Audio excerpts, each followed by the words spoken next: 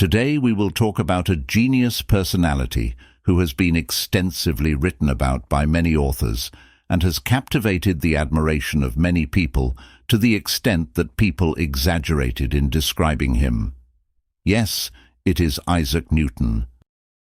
Isaac Newton is considered by many to be the greatest genius of all time. His virtues proved him a saint, and his discoveries might well pass from miracles. He was revered as a scientific demigod in his own lifetime. Now the keenness of a sublime intellect has allowed us to penetrate the dwellings of the gods and ascend the heights of heaven. If anybody was a genius, then Newton was.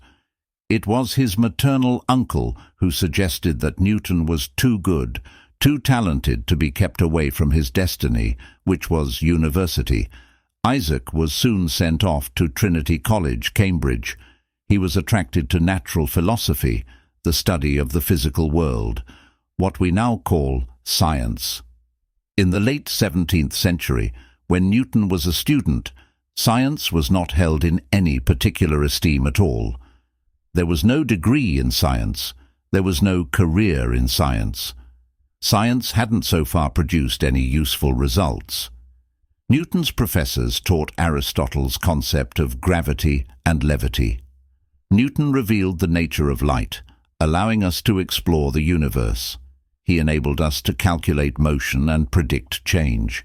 He distilled the force that unites the whole universe into a precise mathematical formula, the universal law of gravity. Newton is celebrated as the rational genius who propelled us out of medieval darkness and into the Enlightenment.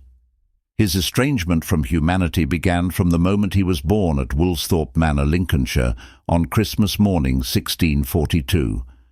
The 1640s were the most tumultuous decade in English history. The English Civil War left 1 in 10 men dead. King Charles I was beheaded. Oliver Cromwell's puritanical government waged war against Catholicism in the monarchy. Bubonic plague was rampant. People genuinely believed the world was coming to an end. This time of chaos and upheaval marked Newton for life. Newton craved certainty. All of Newton's work is about finding certainty, finding the truth and the things that you can absolutely believe in. His home was anything but a haven. His father died a few months before he was born. He was then rejected by his mother. She abandoned him to start another family when he was 3 years old. As a schoolboy, Newton's innovative mind was already at work. He decided to invent his own way to tell the time. Newton turned the attic into a giant astronomical clock. It was like a sundial. He plotted the sun's movement every 15 minutes as it moved across the walls of his room. He could go into any room and he could tell what time it was by looking at the shadows on the walls. Light, space, and time were already his playthings. Newton's teenage notebooks mention no friends. Instead, they reveal his efforts to find his own answers to practical problems.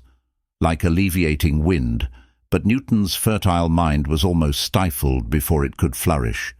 His estranged mother pulled him out of school when he was 17 to run the family farm.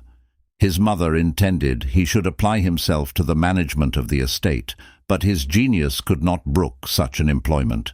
Newton was the most useless manager. If you liked the video, don't forget to like, subscribe, and share to receive all the new updates. If you would like us to talk about other personalities, write to us in the comments.